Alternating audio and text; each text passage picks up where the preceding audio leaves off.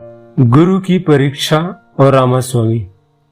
बहुत समय पूर्व जब गुरुकुल शिक्षा की प्रणाली होती थी, तब हर बालक को अपने जीवन के 25 वर्ष गुरुकुल में बिताना पड़ता था। उस समय एक प्रचंड पंडित राधे गुप्त हुआ करते थे, जिनका गुरुकुल बहुत प्रसिद्ध था, जहां दूर दूर के राज्य के शिष्य शिक्षा प्राप्त करने आया करते थे। बात उन दिनों की है जब राधे गुप्त की उम्र ढलने लगी थी और उनकी पत्नी का देहांत हो चुका था। घर में विवाह योग्य एक कन्या थी। राधे गुप्त को हर समय उसी की चिंता सताती रहती थी। वह उसका विवाह एक योग्य व्यक्ति से करना चाहते थे, जिसके पास संपत्ति भले ना हो पर वह कर्मठ हो, जो किन्हीं भी परिस्थिति में उनकी बेटी को खुश रखे और उचित समय पर उचित निर्णय ले सके। एक दिन उनके मस्तिष्क में एक ख्याल आया और उन्होंने इस परेशानी का हल सोचा कि क्यों ना वो अपने खुद के शिष्यों में से ही योग्य वर की तलाश करें। उनसे बेहतर उनकी बेटी के लिए और क्या हो सकता है। इस कार्य के लिए उन्होंने बुद्धिमान की परीक्षा लेने का निर्णय लिया और सभी शिष्यों को एकत्र किया। राधे गुप्त ने सभी से कहा कि वे एक परीक्षा आयोजित करना चाहते हैं, जिसमें सभी की बुद्धिमानी का परिचय होगा। उन्होंने सभी से कहा कि उन्हें अपनी पुत्री के विवाह की चिंता है, जिसके लिए उनके पास पर्याप्त धन नहीं है।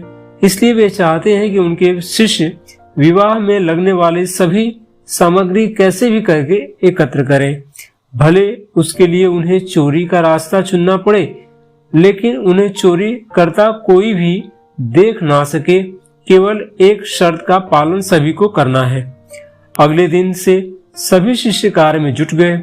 रोजाना कोई न कोई तरह तरह की वस्तुएं चुरा कर लाता और राधा गुप्त को दे देता। राधा गुप्त उन्हें एक विशेष स्थान पर रख देते, क्योंकि परीक्षा के बाद यह सभी वस्तुएं उनके मालिक को वापस करना जरूरी था, क्योंकि वे अपने शिष्यों को सही ज्ञान देना चाहते थे। सभी शिष्य अपने अपने दिमाग से कार्य कर रहे थे, लेकिन इनमें से एक चुपचाप गुरुकुल में बैठा हुआ था, जिसका नाम रामास्वामी था। वह राधा गुप्त का सबसे करीबी और होनहार छात्र था। उसे ऐसे बैठा देख राधा गुप्त ने इसका कारण पूछा। तब रामास्वामी ने बताया कि आपने परीक्षा की शर्त के रूप में कहा था कि चोरी करते वक्त इसे कोई ना देख सके। इस प्रकार अगर हम अकेले में भी चोरी करते हैं, तब भी हमारी अंतरात्मा उसे देख रही है। हम खुद से उसे छिपा नहीं सकते। इसका अर्थ यही है कि चोरी करना व्यर्थ है। उसकी यह बात सुन राधा गुप्त के चेहरे पर खुशी छा जाती है। वे उसी वक्त सभी को एकत्रित करते हैं और पूछते हैं कि आप सबने जो चोरी की, क्या उसे किसी ने देखा? सभी कहते हैं नहीं। तब राधा गुप्त कहते हैं, क्या आप अपने अंतर मन से भी इस चोरी को छिपा सके? सभी को बात समझ आ जाती है और सबका सिर नीचे झुक जाता है, सिवाय राधा स्वामी के।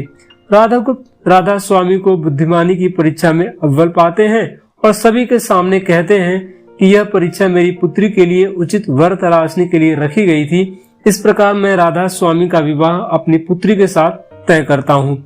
सभी खुशी से झूम उठते हैं। साथ ही चुराई हुई हर एक वस्तु को उसके मालिक को सौंप विनम्रता पूर्वक सभी से क्षमा मांगते हैं।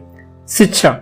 बुद्धिमानी की परीक्षा से यह शिक्षा मिलती है कि कोई भी कार्य अंतर्मन से छिपा नहीं रहता है और अंतर्मन ही मनुष्य को सही राह दिखाता है। इसलिए मनुष्य को किसी भी कार्य के सही गलत के लिए अपने मन को टटोलना सबसे जरूरी है। आज मनुष्य के अंतरात्मा की आवाज सुनना बंद कर दिया है, इसलिए वो गलत रास्ते पर जा रहा है। हमारी अंतरात्मा कभी हमें गलत राह नहीं दिखाती। यह जरूर है कि मन की आवाज हमें वो करने की सलाह देती है जिसे दिमाग कभी स्वीकार नहीं करता, क्योंकि दिमाग सदैव स्वहित में कार्य करता है और मन हमें सही और गलत के बारे में बताता रहता है। इसलिए हमें हमेशा अपने मन की सुननी चाहिए। इस परीक्षा के जरिए राधा गुप्त ने अपनी पुत्री के लिए एक उचित वर भी तलाश लिया और शिष्यों को जीवन का अमूल्य ज्ञान दिया। आज के वक्त में कोई भी शिक्षक एवं शिक्षण पद्धति मनुष्य को धन कमाने तक का ही ज्ञान देते हैं। एक बालक का सर्वांगीण विकास कहीं न कहीं लुप्त हो जा चुका है। आज का मनुष्य केवल बड़े होकर एक धनवान व्यक्ति बनने का ही ज्ञान विद्यालयों में लेता है। उस बालक को सही गलत का बोध कराने का दायित्व कोई भी नहीं लेता, क्योंकि उनके माता पिता भी आज के दौर में बस पैसा कमाने में लगे रहते हैं और शिक्षक भी केवल किताबी ज्ञान देकर अपने कर्तव्य से विमुख हो जाते हैं।